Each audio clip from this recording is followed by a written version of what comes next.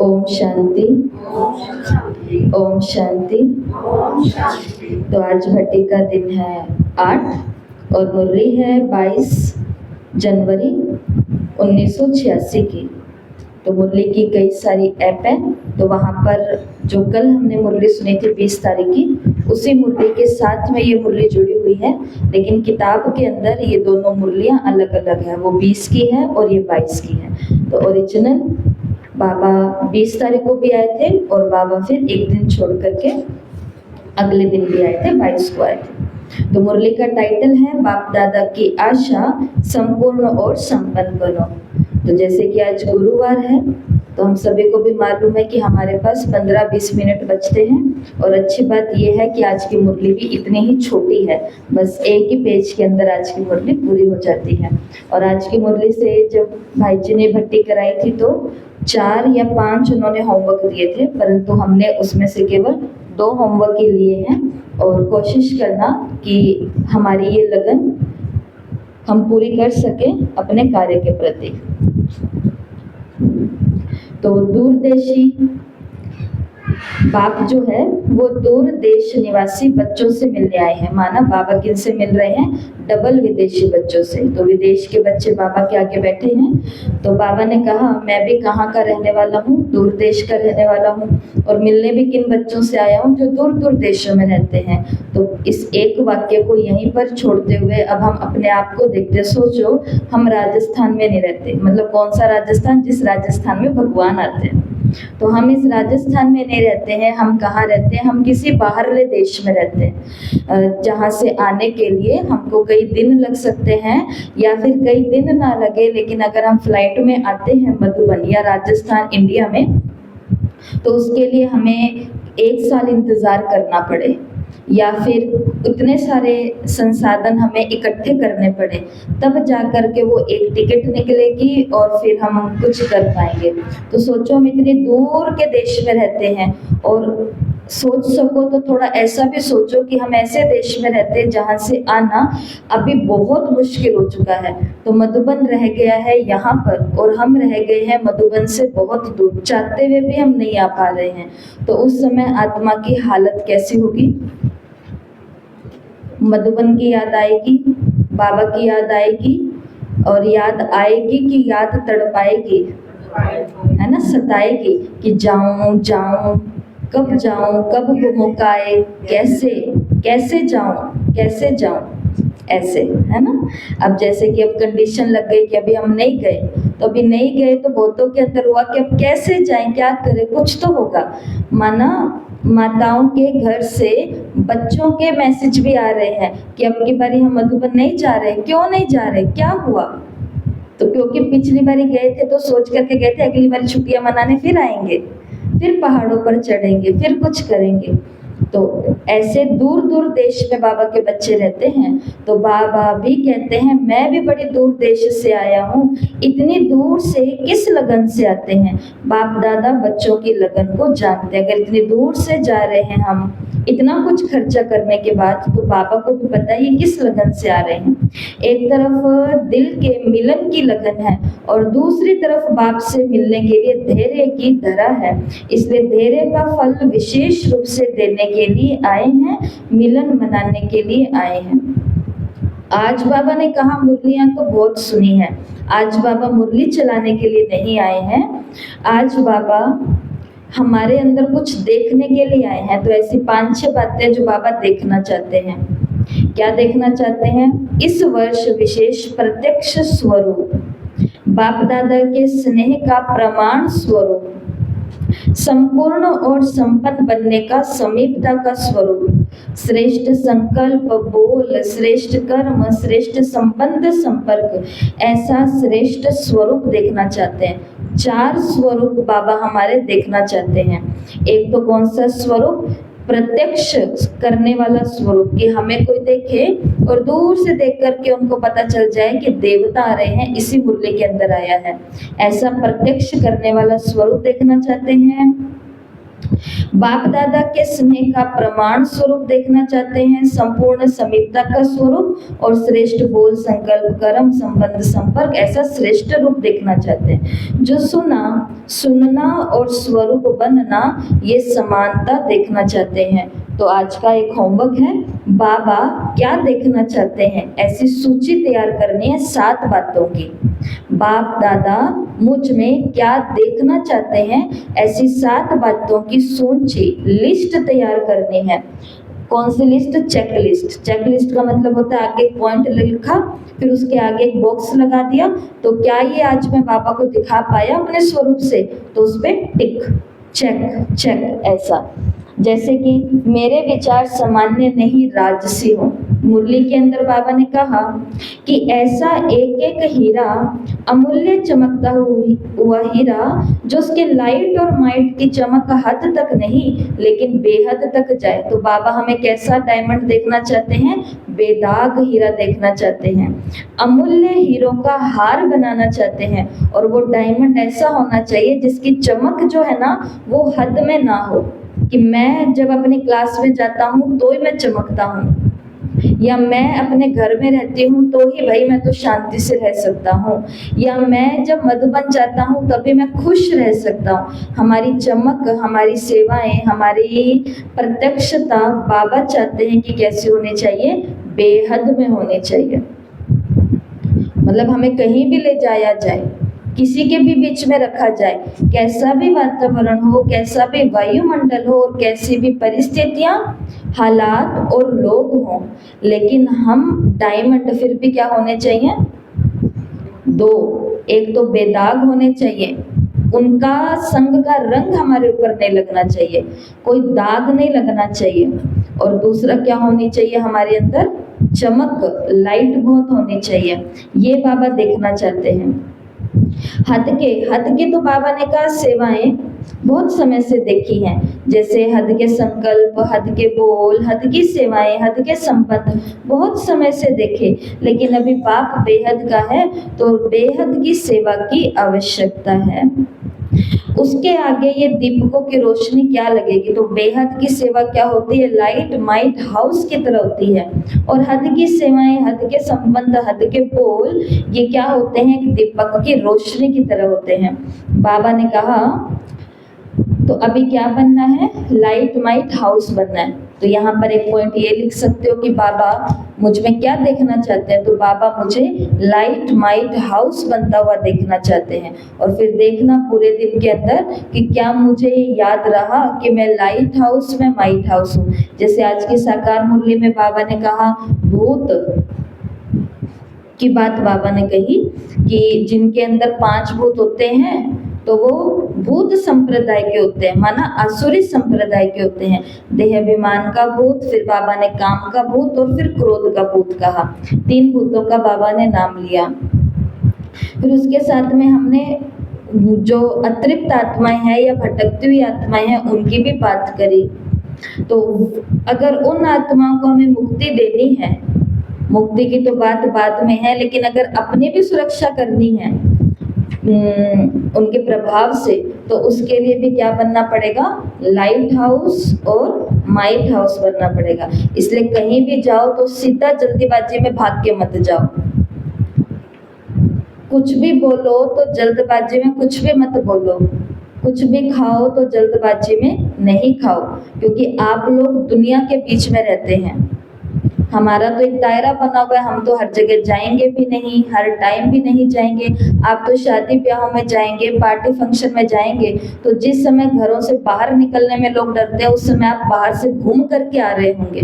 बहुत कुछ चीज़ें हैं, और पूरा दिन जैसी चीज़ें हम देखते हैं, जैसी चीज़ें हम बोलते हैं, जैसी चीज़ें हम सोचते हैं, हम वैसी आत्माओं को अट्रैक्ट करते हैं। नेगेटिव नेगेटिव नेगेटिव सोचो तो आपका घर भारी ही होगा। उसके अंदर हमारा भी हाथ है और कईयों का हाथ होता है, क्योंकि चारों ओर वायुमंडल में ग्रुप के अंदर आत्माएं शरीर छोड़ रही है, मालूम है ना? समूह के रूप में आत्माएं छोड़ रही हैं। तो अगर हमको, तो इसका बहुत विस्तार है, लेकिन बस आप तो समझ ही गए हो कहने का भाव क्या है। तो लाइट हाउस माइट हाउस बनेंगे तो इसमें हमारी भी सेफ्टी है, और इसमें औरों का भी कल्याण है। दूसरा, जो शरीरों के साथ भटक रहे हैं, एक तो है जो बिना शरीर के भटक रहे हैं, वो तो फिर भी क्या करेंगे, क्या ही नुकसान कर देंगे, कुछ नहीं करेंगे। लेकिन जो शरीर के साथ भटक रहे हैं वो कितना नुकसान कर देंगे। उनको सारे हमारे भेद पता होते हैं, उनको सारी हमारी दिनचर्या चाल चलन पता होती है, सारी कमजोरियां हमने तो उन्हें सुना करके रखी होती हैं। इसके लिए दोनों प्रकार की आत्माओं से अगर बचाव करना है और मुक्ति, जीवन मुक्ति दिलानी है, तो अभी बाबा हमको कैसा देखना चाहते हैं, लाइट हाउस और माइट हाउस बनता देखना चाहते हैं।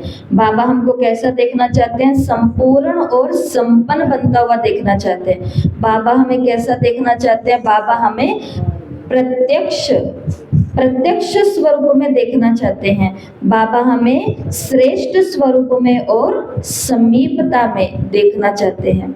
और आगे की बात आपने सुन लिया, बाबा हमें सदा चमकने वाला और बेदाग हीरा देखना चाहते हैं। बाबा ने कहा हद तो बहुत देख लिया, अब बेहद की तरफ अपनी दृष्टि रखो। हमने भी तो हद देख लिया।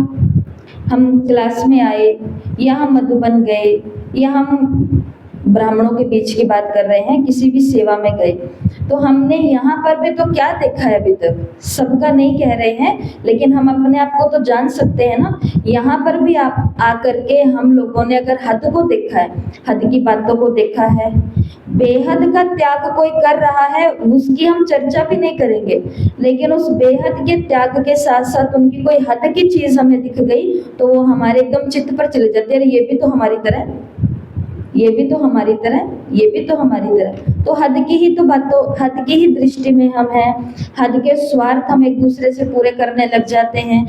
हद के संबंधी वहाँ की लिस्ट पूरी नहीं हो रही है और यहाँ पर भी हद के रिश्ते बना करके बैठ जाते हैं। और बड़ा ही आश्चर्य लगता है कि उन रिश्तों के नाम भी दे देते हैं। ये तो मेरी फलानी जैसी है, ये तो मेरा फलाने जैसा है। भगवान ने कहा कभी ये रिश्ते बनाने के लिए, तो हमने फिर क्यों बनाए।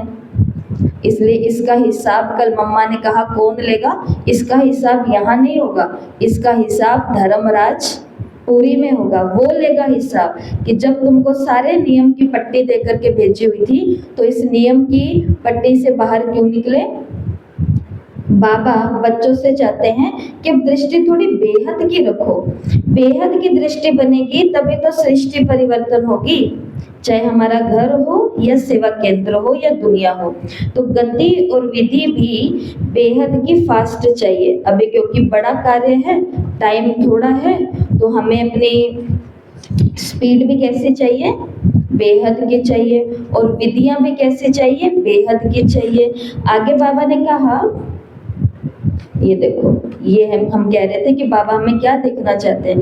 आपकी वृत्ति से देश विदेश के वायुमंडल में ये एक ही आवाज गूंजे। कौन सा आवाज गूंजे कि हमारे बेहद के मालिक, विश्व के मालिक, बेहद के राज्याधिकारी, बेहद के सच्चे सेवाधारी हमारे देव आत्माएं आ गए।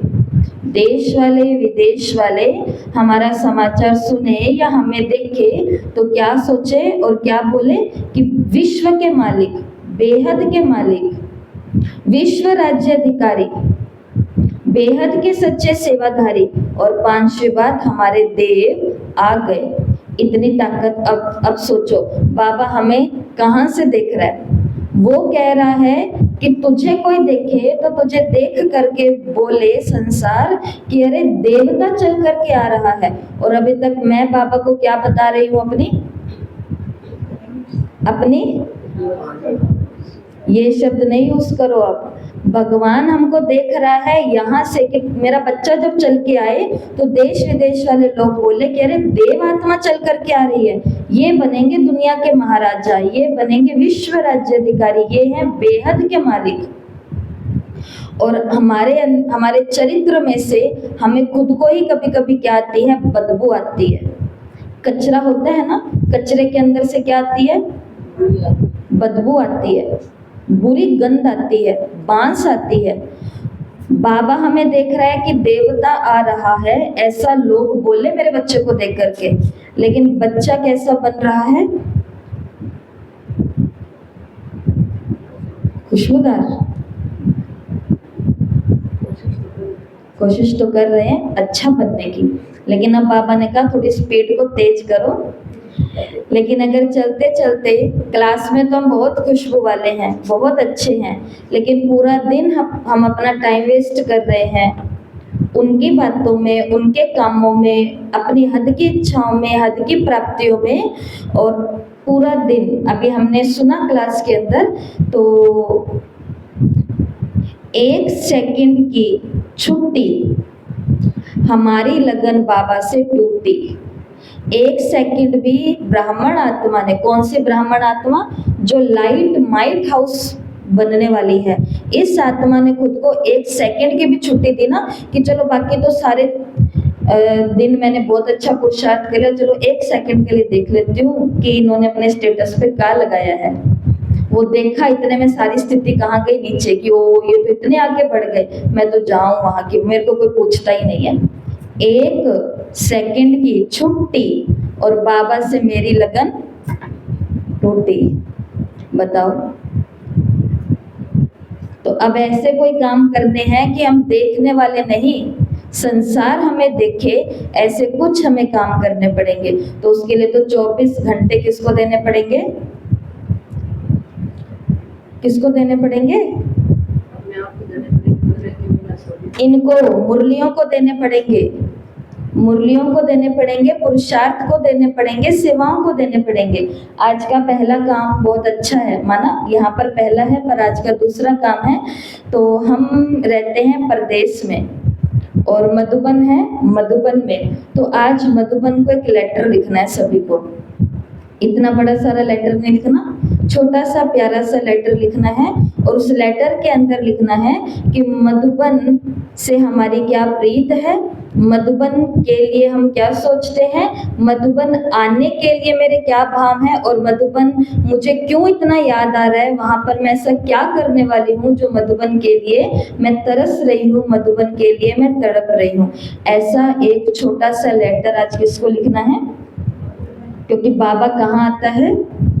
मधुबन में आता है, पर अभी हम प्रदेश में हैं, इसलिए वहां से मधुबन को क्या लिखेंगे? लेटर लिखेंगे।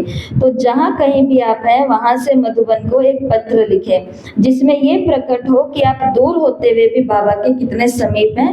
क्योंकि इस मुरली के अंदर बाबा ने यही देखा है कि मैं देखना चाहता हूँ कि बच्चे बाप के कितना समीप हैं। तो दिल से हम, शरीर से हम कितने भी दूर हों, लेकिन दिल से हम क्या होने चाहिए? मधुबन वाले बाबा के समीप होने चाहिए। तो अपना प्यार हम कहाँ से जाहिर करेंगे? आज इस लेटर से जाहिर करेंगे। तो छोटा सा लेटर लिखना, जैसे उस दिन कहा था एडवांस पार्टी को लेटर लिखो, तो एक आत्मा ने लेटर लिखा एडवांस पार्टी को, जो मैंने पढ़ा, आगे पीछे के शायद मैं नहीं पढ़ पाई, परंतु वो लेटर बहुत ही अच्छा था। ग्रुप में जाकर के देखना कि वो आत्मा एडवांस पार्टी को क्या कह रही है। तो जब हम ऐसे लेटर लिखते हैं तो हमारे मन से कई सारे जो भाव है ना, वो अपने आप निकल करके आते हैं। तो आज की मुरली से बस ये 2 ही काम है। साथ वो बिंदु लिखना जो बाबा मुझ में देखना चाहते हैं, और कोशिश करना वो मुरली के बिंदु ना हो, जो बाबा मुझ में देखना चाहते हैं, मेरे पुरुषार्थ से जुड़ा हुआ वही हो। और लेटर लिखना है कि मैं कहाँ हूँ? मधुबन के समीप हूँ। ये देखो, आपको कुछ अगर मुझे दिखता है तो आपको दिखाती हूँ। कल इंदिरा बहन ने इतना होमवर्क भेजा है, सारा भर गया।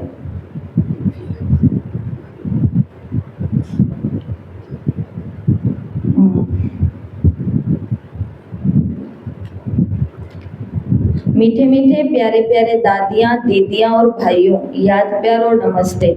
आज आपकी इस स्थूल घर में बहुत याद आ रही है, इसलिए मैं आप सभी को पत्र लिख रही हूँ। आशा करती हूँ आपको भी हमारी याद आ रही होगी। आप सभी के साथ मिलकर बाबा ने जो विश्व परिवर्तन का कार्य शुरू किया था, आपने उसमें कितने कष्ट सहे, कितने विघ्न आए, फिर भी आप सभी अचल अडोल रहे, निश्चय बुद्धि रहे, और आपने बाबा के कार्य को निर्विघ्न आगे बढ़ाया।